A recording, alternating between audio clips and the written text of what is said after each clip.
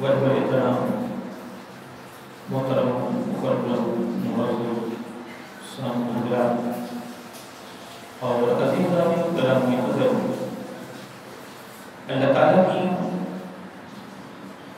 تعریف و توصیف اور حضور نبی کریم صلی اللہ علیہ وسلم کی بارگاہ عالیہ مقدسہ نذرانے و سلام اللہ تعالیٰ کا بے پایان کرم ہے، اس کی خصوصی مہربانی ہے کہ اس نے ہم سب کو اپنے پیارے محبوب علیہ السلام کی امت میں پیدا فرمایا، اور اللہ تعالیٰ کا یہ خصوصی احسان ہے، اس نے اپنی توفیق اور اپنے محبوب علیہ السلام کی توسط سے ایمان جیسی عظیم و شان نعمت سے مالا فرمایا۔ حضرات محترم، ہماری خوش نصیبی ہے، ہمارا مقدر ہے، ہمارا نصیب ہے کہ اللہ تعالیٰ نے ہمیں زندگی میں ایک بار یہ عظیم اور مبارک مہینہ رمضان مبارک کی صورت میں عطا کیا۔ خوش نصیب ہیں وہ لوگ جن کو یہ عظیم اور مبارک مہینہ زندگی میں نصیب ہوا اور پھر وہ جی بھر بھی نیکیوں کا سیزن کما رہے ہیں، عبادت و ریاضت کی صورت میں، اللہ تعالیٰ کے بارگاہ میں جھکنے کی صورت میں، ڈرے ہونے کی صورت میں، توبہ کی صورت میں، اللہ تعالیٰ کو راضی کرنے کی صورت میں، اپنے گناہوں کی معافی کی صورت میں، اور آئندہ زندگی میں برائی سے بچنے اور نیکی کرنے کے ارادے اور نیت کی صورت میں دن رات لگے میں الحمدللہ، اور ان کی کوشش اور ان کا ذوق اور ان کا فکر یہی ہے کہ اللہ تعالیٰ ہمارے ماضی کے سارے گناہ معاف فرما دے اور زندگی کی آخری سانس تک اللہ تعالیٰ نیکی کرنے اور برائی سے بچنے کی توفیق عطا فرمائے۔ یقیناً اس میں کوئی شک نہیں ہے، یہ عظیم اور مبارک مہینہ جو ہے الحمدللہ یہ بخشش کا بہترین سیزن ہے، نیکیوں کا سیزن ہے۔ اللہ تعالیٰ نے پہلے نبیوں کی امت پر بھی یہ ناشر کبھی پر فرض کیا تھا، ہمارے پر بھی فرض ہے، لیکن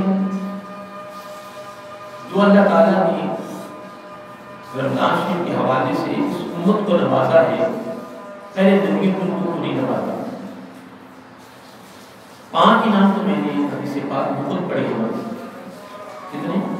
5 انعام میں نے حدیث پاک میں 5 انعام ایسے پڑھے ہیں کہ جو اللہ تعالیٰ نے پہلے نبیوں کی امتوں کو وہ عطا کی ہے، لیکن اللہ تعالیٰ نے آقا علیہ السلام کی امت کو یہ 5 انعام عطا کیے ہیں۔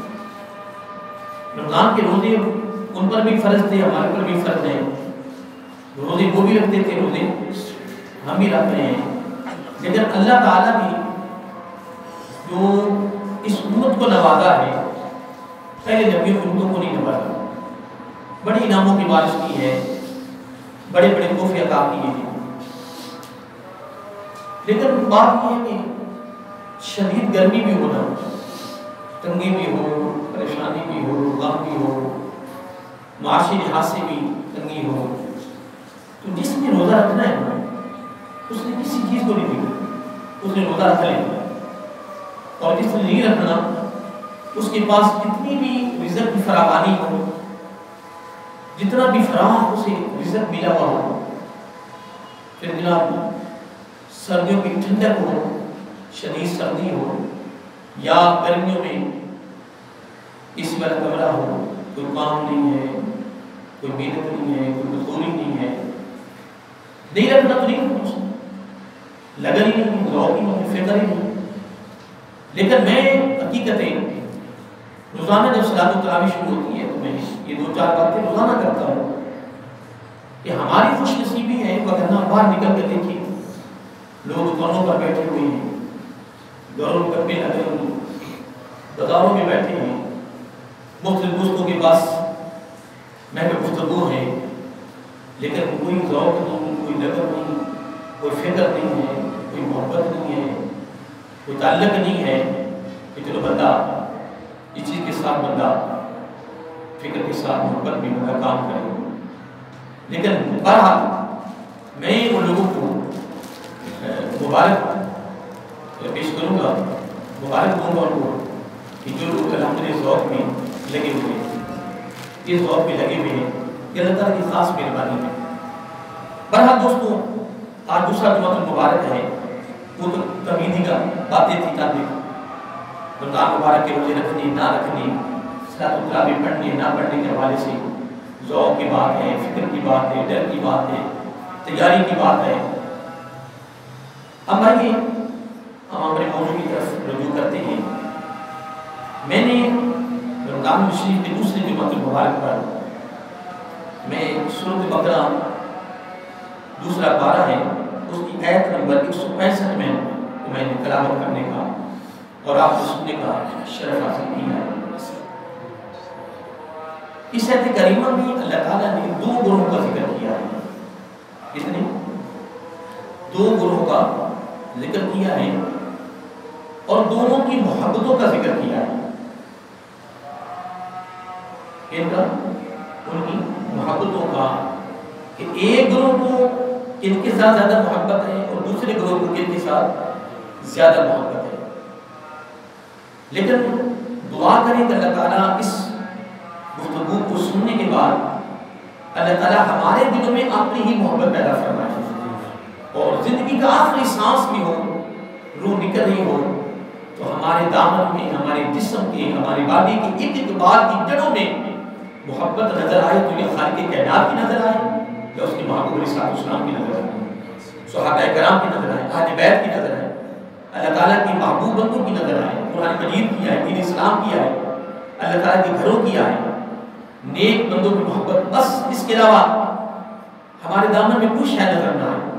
اور دعا کیا کرے کہ اللہ تعالیٰ ہمارے دلوں سے، ہمارے دامن سے، ہمارے کشکول سے اللہ تعالیٰ غیروں کی محبتوں کو خروج کر. اور یقیناً اللہ تعالیٰ بھی اپنے بندے کے دل کو دیکھتا ہے نا.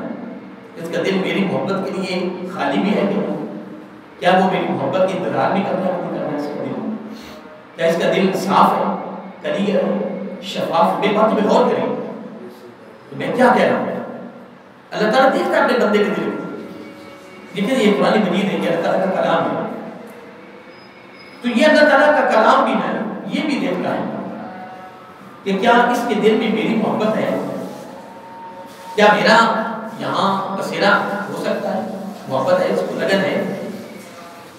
اور اگر حقیقت ہمارے دل میں غیروں کی محبتیں ہیں تو قرآن مجید کیسے وہاں ٹھکانا بنائے گا، نہیں بسیرا کرے گا. اللہ تعالیٰ کی محبت کیسے آئے گی؟ مگر آپ علماء سے سنتے رہتے ہیں، پڑھتے بھی رہتے ہوں گے، پڑھا بھی ہوگا، سنا بھی ہوگا کہ اللہ تعالیٰ عالم کائنات میں کہیں نہیں رہتا. کیا اللہ تعالیٰ کہیں بھی نہیں رہتا؟ وہ عرش پہ رہتا نہیں ہے. اگر آپ کہنا اللہ تعالیٰ عرش پہ رہتا ہے تو آپ کو مقید کرتے ہیں کہ اللہ تعالیٰ کو، تو اللہ تعالیٰ کو مقید کرنا کفر ہے. ہم کہ اللہ تعالیٰ خانہ کعبہ میں رہتا ہے تو یہ مقید کرتے ہیں. اللہ تعالیٰ مقید نہیں ہے، وہ اللہ نور السماوات والارض، وہ بھی آسمانوں کا نور ہے. یہ دیکھ رہے ہیں تو یہ نور ہے، یہ چمک دمک یہ نور ہے. اللہ تعالیٰ تو نور ہے نا، وہ مقید نہیں ہو سکتا. اگر مقید کرتے ہیں نا یا مقید کرتے ہیں تو یہ ہمارے لیے کفر بات ہو جائے. لیکن قربان جائے حضرت ابن مسعود رضی اللہ تعالیٰ، جس کو ابو طالب مکی علیہ السلام نے اپنی قوت القلوب کی جلد نمبر 1 میں یہ بات بڑی خوبصورت لکھی ہے کہ حضرت ابن مسعود، ایک بڑی طویل بات ہے، میں ایک حوالہ دے رہا تھا وہ محبت کے حوالے سے کہ آقا علیہ السلام فرمایا اللہ تعالیٰ کہیں نہیں رہتا اور اس کے لیے کوئی جگہ بھی جو ہے نا رہنے کے قابل نہیں ہے، نہ اسے کوئی جگہ پسند ہے. تو عرض کیا غلاموں نے کہ یا رسول اللہ صلی اللہ علیہ وسلم، کوئی تو جگہ ہوگی نا جہاں اللہ تعالیٰ رہتا ہوگا. تو میرا آقا علیہ السلام نے اپنی زبان نبوت سے میٹھی میٹھی یعنی زبان سے بڑے خوش الفاظ کا ارشاد فرمایا. فرمایا ہاں ایک جگہ اللہ تعالیٰ کو بہت پسند ہے. کیا ایک جگہ اللہ تعالیٰ کو بہت پسند ہے کہ یا رسول اللہ صلی اللہ علیہ وسلم، وہ کون سی جگہ ہے؟ آقا علیہ السلام فرمایا وہ مومن کا دل ہے، وہ مومن کا. لیکن اصل میں مومن کے شایدیں مومن کے لیے شرائط ہیں، اس کی صفات ہیں، اس کی نشانیاں ہیں، اس کی علامات ہیں، اس کی پہچان ہے. اگر وہ اس معیار پر ہو، معیار میں آ کر صاحب السلام نے خود حدیث پاک کو دیا. حدیث پاک میں محمد کا تعارف کرایا گیا، اس قرآن مجید میں تعارف کرایا گیا. محمد کا وہ تو ہماری سستی ہے، ہماری کاہلی ہے یا ہمارے ذوق میں فرق آ گیا ہے، کبھی آگے کا ہم قرآن مجید کے قریب نہیں آتے. لیکن کتنا بڑا قرآن مجید ہے، اللہ کا کلام ہے اور 30 پاروں پر یہ مشتمل ہے.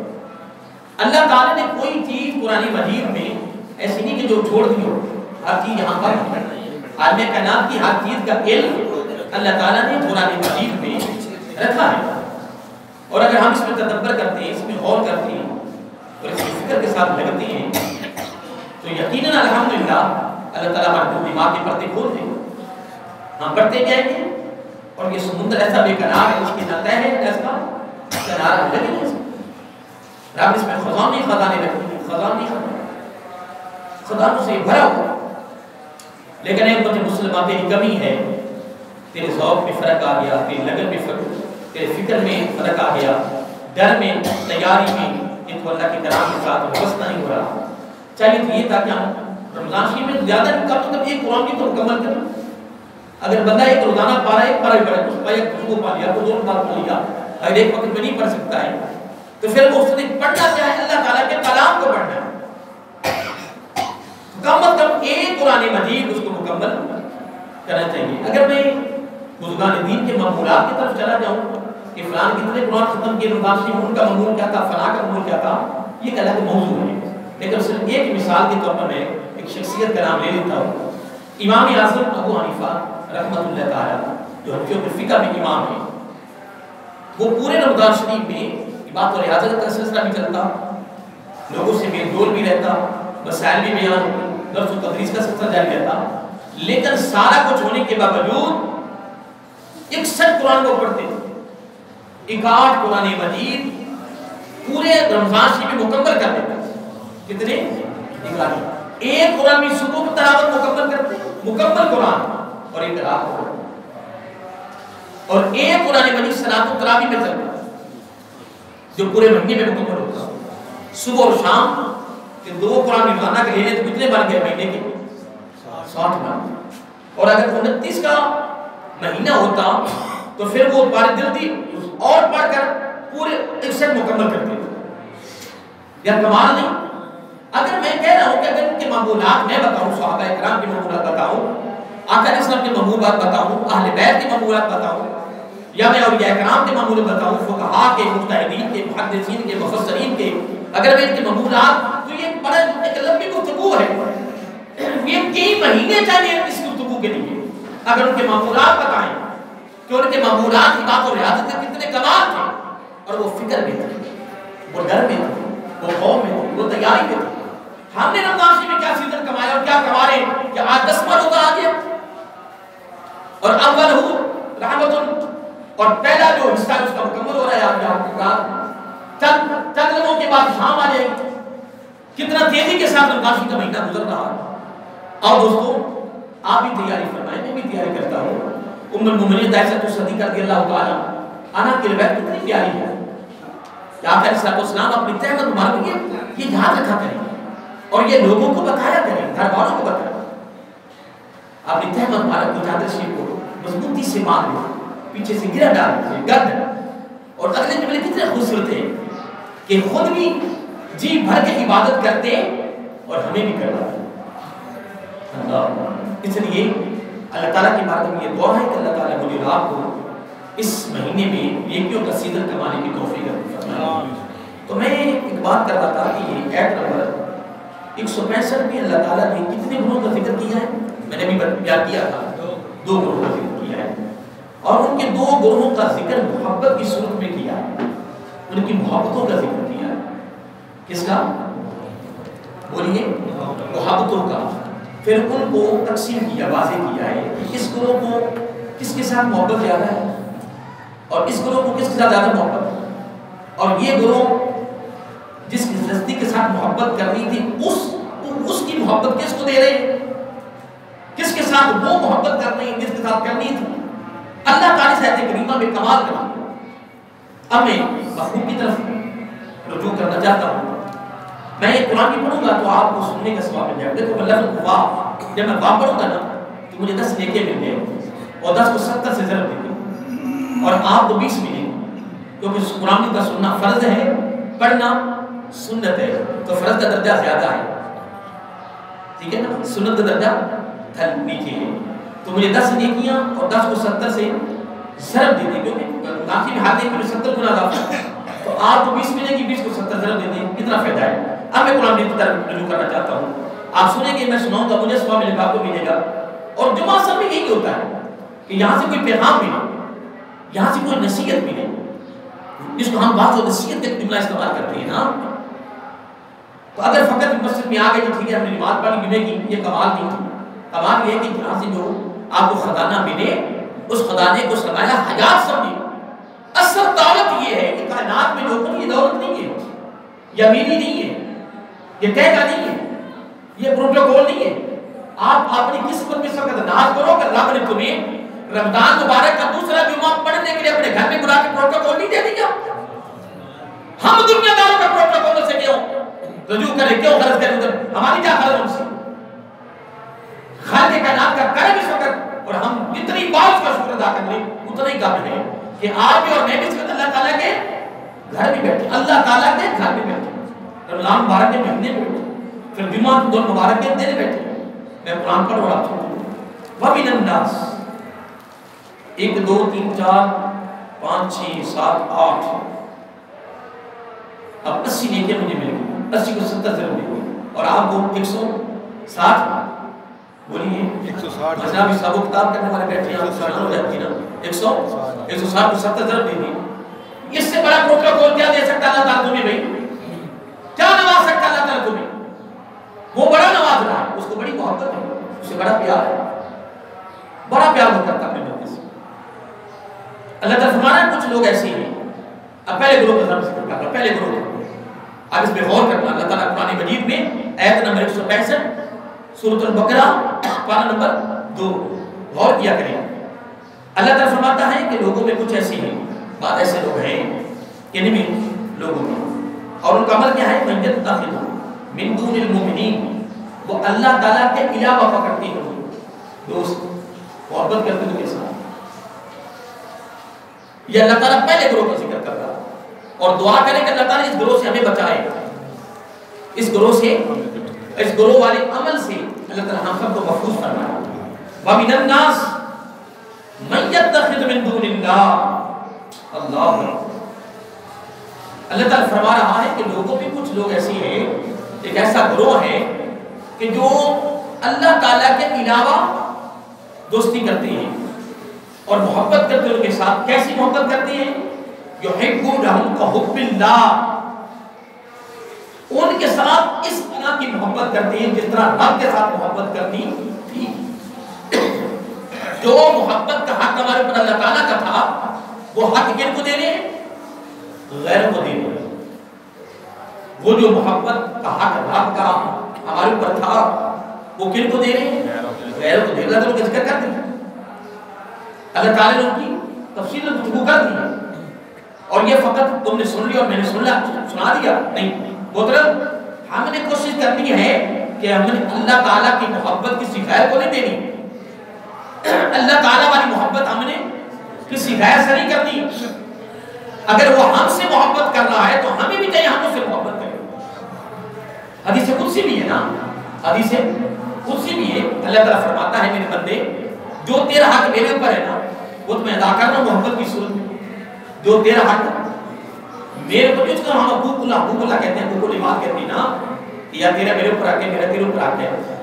اولاد کا والدین پہ ہے، والدین کا اولاد پہ ہے، شگرد کا استاد پہ، استاد کا شگرد پہ، ہمسائے کا حق ہے، فلاں دوست کا حق ہے، رشتہ دار کا حق ہے. اللہ تعالیٰ فرمایا کہ جو تیرا حق میرے اوپر ہے نا وہ میں محبت کی صورت میں ادا کر رہا ہوں، ادائیگی کر رہا ہوں. لیکن جو میرا حق تیرے اوپر ہے وہ تم کیوں ادا کرتی ہے؟ اگر میں تو تیرے حق کو محبت کی صورت میں ادا کر رہا ہوں نا، اب تمہیں بھی چاہیے کہ جو میرا حق تیرے اوپر ہے وہ تو محبت کی صورت میں میرا حق میں ادا کرو.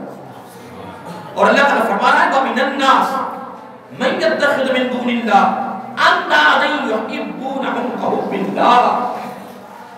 اللہ تعالیٰ ہمیں بچائے اس گروہ سے، اللہ تعالیٰ اس فیل سے پوری زندگی ہمیں محفوظ فرمائے کہ وہ اللہ تعالیٰ والی محبت غیروں کو دے رہے، اللہ تعالیٰ والی محبت وہ غیروں کو دے رہے۔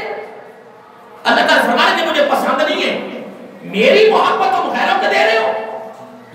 آگے جملہ بڑا خاص ہے، اگلے جملے میں اللہ تعالیٰ نے بڑی پیاری بات فرمائی ہے، سنیے توجہ سے، والذین آمنوا، وہ لوگ جو ایمان لائے، جو ایماندار ہیں۔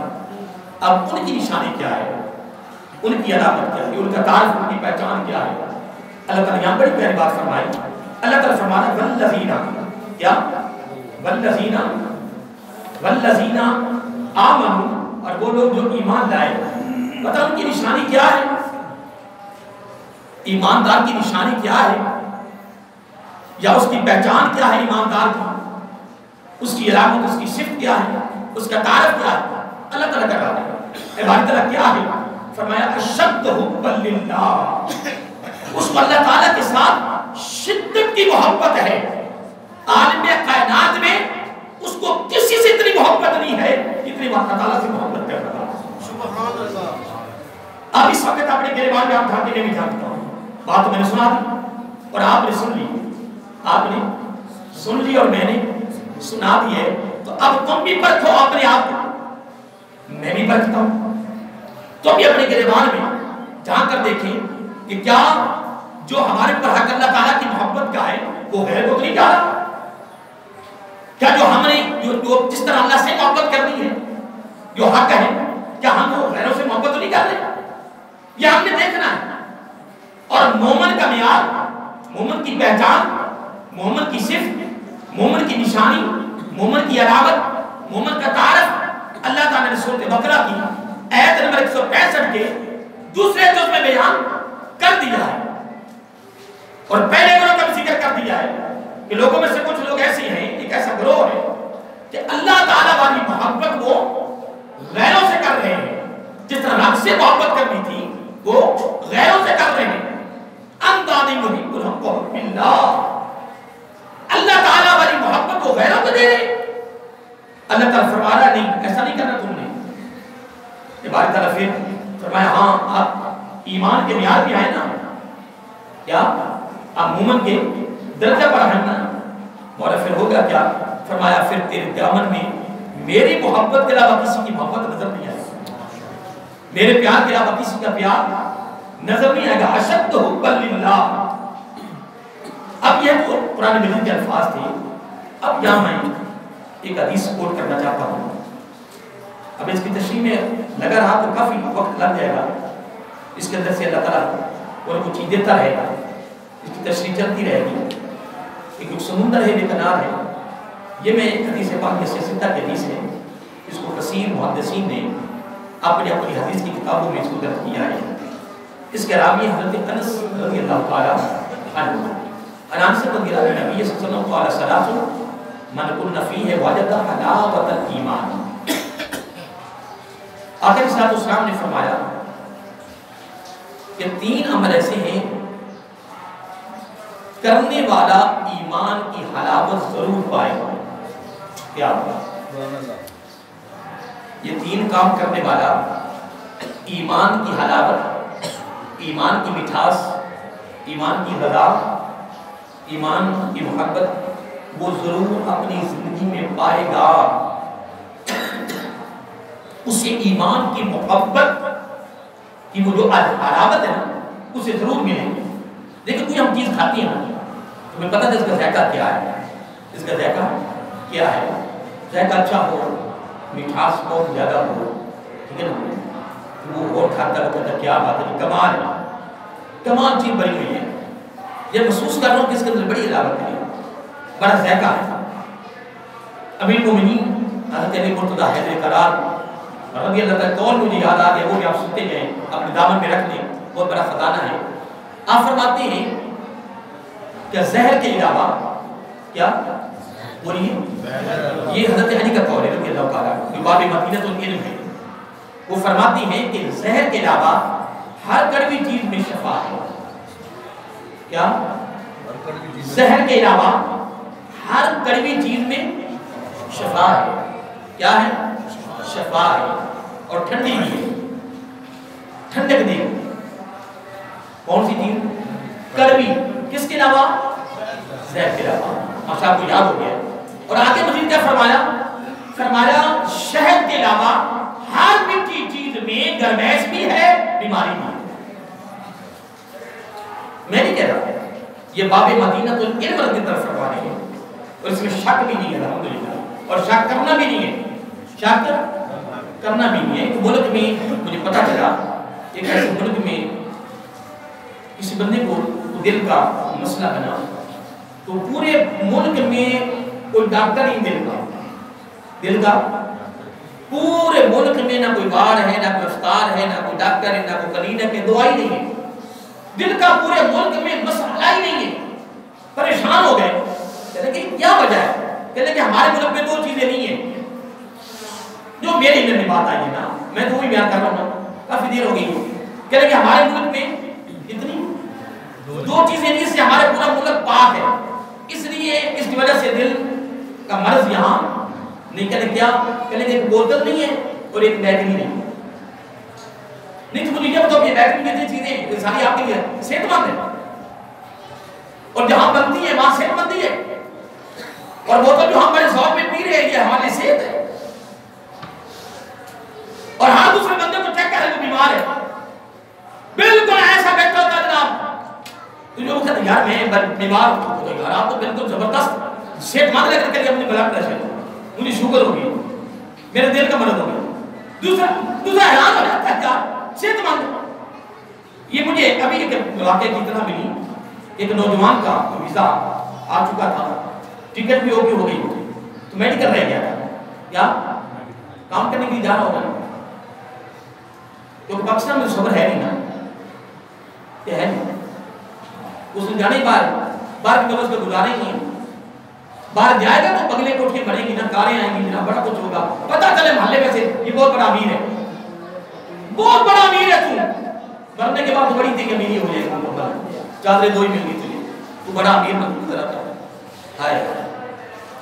کہنے کہ جب صرف اس کی اتنا اس کا جو قامت تھی اس بندے کی, نوجوان کی کمال تھی, صرف کمال درجے. ویزا بھی آ گیا ہے, ٹکٹ ہو چکی ہے, میڈیکل رہے گا. میڈیکل جب کیا تو ڈاکٹر نے کہا کہ اس کے گھر میں جا کر اس کی خدمت کرو. وہ گھر والے ڈر گئے, کہنے کی خدمت دو, کہنے کہ یہ چند دن کا مہمان ہے آپ کے پاس. گھر والوں کے تو رونگٹے کھڑے ہو گئے, چہرے کے رنگ بھی بدل گئے, وہ پریشان ہو گئے. کہنے کہ ہوا کیا؟ کہنے کہ اندر کی ساری بشیری ختم ہو گئی, اوپر سے بالکل صحت مند لگ رہا. اور وہی بات ہوئی. کہنے کہ اس کی خوراک کیا تھی؟ اگر اس کی خوراک بوتل تھی یا برگر تھی یا شوارما تھی تو یہی کھا لیا. کہنے کہ پھر اس کی خدمت کرو. حقیقت ہے, سچا بات ہے, کوئی آپ کی بوسا تو نہیں مار رہا. کہنے کہ تقریباً کوئی 1.5 ہفتہ گزرا کو لڑکا ہوگا, اور دیکھنے والا حیران تھا.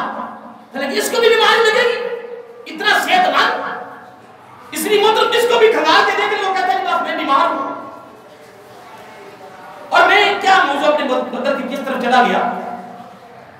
قرآن مجید, اسی قرآن مجید میں میں اسے کو نہیں پڑھوں گا, عربی پڑھ کو پھر لمبی بات ہو جائے گی. سنا تو آپ نے سب نہیں ہے کہ اگر ایک آدمی کی جان کو بچاتا تو اللہ تعالیٰ یہ نا, کوئی غیر کو نہیں بچاتا تو اللہ تعالیٰ یہ نا, لیکن کوشش کر رہا ہے. اس کی کاوش, اس کی محنت ہے, اس کی محبت ہے, اس کے دل میں ایک فکر ہے, اس کی جدوجہد ہے کہ یار یہ بندہ بچ جائے, دوائیاں لا رہا ہے, خون دے رہا ہے, ڈاکٹروں کے پاس جا رہا ہے, پیسہ دے رہا ہے, اس کے علاج کروا رہا ہے, اس کی محنت ہے. اب یہ محنت بھی اس کے اللہ تعالیٰ کی اس کی محنت پر کیا ہے, نظر ہے. اللہ تعالیٰ دیکھ رہا ہے کہ یہ بندہ میرے بندے کے لیے بڑی محنت کر رہا ہے. بچانا کس نے؟ اس نے بندہ بات کیا. اب اللہ تعالیٰ نے قرآن مجید میں کیا ارشاد فرمایا, کمال ارشاد فرمایا. اللہ تعالیٰ فرما رہا ہے کہ میرے اس بندے نے پتہ کتنا ثواب حاصل کیا میری بارگاہ سے, عبادت اللہ کی طرح. فرمایا اس کو اتنا ثواب ملتا ہے کہ اس نے ساری دنیا کے انسانوں کو بچا دیا. میں پیغام دینا چاہتا ہوں آپ کو, قرآن مجید میں آتا ہے کہ اس نے پوری انسانیت کو بچا دیا, پوری عالم کائنات میں جتنے انسان ہیں نا سب کو اس نے زندہ کر دیا. اتنا ثواب اس کے نام اعمال بھی لکھ دیا گیا ہے. اب اس کی متبادل جو لوگوں کی جانوں سے کھیل رہے ہیں ان کا حال کیا بنے گا؟ خوراکیں بھی 2 نمبر ہیں، دوائیاں بھی 2 نمبر ہیں، کام بھی 2 نمبر ہیں، وعدے بھی 2 نمبر ہیں، دھوکہ بازی ہے، فرار ہے، کیا بنے گا کیا؟ اللہ تعالیٰ کے بندے کب تک تو کرے گا اللہ کے بندوں کے ساتھ؟ کب تک تو کرے گا؟ کیا بنے گا تیرے ساتھ؟ تو رب کے دربار میں نہیں جانا؟ اللہ تعالیٰ کے دربار میں کیا جواب دے کے جاتا ہے؟ ادھر اگر ایک بندے کو بچا رہا ہے تو وہ پوری انسانیت کو بچا رہا، اتنا ثواب ہے۔ تو جو اللہ تعالیٰ کے بندوں کی جانوں کے ساتھ کھیلے، تماشا کرے اور ان کی جانوں سے وہ کمائیاں کر رہا ہے، مجھے یہ بتاؤ اس کو کیا ثواب ملے گا؟ وہ اپنے رب کے دربار میں کیا جواب دے گا؟ لیکن دوستوں یاد رکھیے، عمل وہی اللہ تعالیٰ کی بارگاہ میں قبول ہے جو فقط رب کی رضا کے۔ میں مجھے یہ حدیث پاک میں بھی کوٹ نہ کر سکا، میں حضرت جنید بغدادی رحمۃ اللہ تعالیٰ کے بارے میں پڑھ رہا تھا۔ حضرت بولیے، حضرت جنید بغدادی رحمۃ اللہ تعالیٰ پڑھ، وہ فرما رہا تھا، وہ فرما رہے تھے کہ مجھے ایک عورت سے اللہ تعالیٰ کی توحید، جبکہ وہ پہلے بھی توحید پر تھے، رسالت پر تھے، حضرت جنید بغدادی کی بات کر رہا ہوں، رحمۃ اللہ ماشاء سارے ماشاءاللہ نام تو ان کا جانتے ہیں، علماء سے سنا ہوگا۔ چلو یہاں تو چلو ابھی 1 سال ہوا جمعہ شروع ہوئے، تو جہاں جب جمعہ پڑھتے تھے، تقریریں سنتے رہے، محفلوں میں جاتے رہے، کئی علماء نے ان کا نام لیا ہوگا اور آپ نے پڑھا بھی ہوگا، حضرت سارے گروپ کلن سے نام لینا ان کا، حضرت جنید بغدادی رحمۃ اللہ کا نام لینا بھی تو الحمدللہ ہمارے بھی بخشش کا ذریعہ ہے نا، اللہ تعالیٰ کے محبوب بندے ہیں، نیک بندے ہیں کہ نہیں دی؟ وہ حضرت ابراہیم بن ادم رحمۃ اللہ تعالیٰ، یہ بات میں مکمل کرتا ہوں، درمیان میں بات آ گئی، وہ فرماتی ہے کہ میں نے خواب دیکھا تو مجھے فرشتہ کچھ لکھتا ہوا نظر آیا۔ حضرت ابراہیم بن ادم رحمۃ اللہ تعالیٰ بلخ کے جو بادشاہ، اور جب دل پہ چوٹ لگی نا اس کی محبت کی، تو پھر والذین آمنوا اشد حبا للہ، اللہ تعالیٰ کی ساری محبتوں سے اعلیٰ محبت کے جب اسے انعام ملا تو پھر بلخ کی حکومت بھی گئی، سربراہی بھی گئی۔ یاد رکھنا، گھر کی سربراہی ہے، گلی کی ہے، بازار کی ہے، محلے کی ہے، سوسائٹی کی ہے، محلے کی ہے، پورے صوبے کی ہے، ملک کی ہے۔ ذمہ داری سربراہ بننا بڑا آسان ہے، لیکن پتہ نہیں ہے کہ یہ ذمہ داری کتنی بڑی ہے، بڑی ذمہ داری ہے۔ کلکم راعٍ وکلکم مسئول عن رعیتہ، یار قوم کے سربراہ سے اس قوم کے بارے میں سوال ہو رہا ہے، پوچھا جائے گا۔ حضرت ابراہیم بن ادم رحمۃ اللہ تعالیٰ فرماتے مجھے خواب آیا تو خواب میں نے فرشتے کی زیارت کی، فرشتوں کو دیکھا تو اس کے سامنے رجسٹر کا کچھ لکھ رہا تھا۔ میں نے پوچھا جناب کیا لکھ رہے ہو؟ کیا لکھ رہے ہو؟ کہنے لگے ان کے نام لکھ رہا ہوں جو رب سے محبت کرتے ہیں۔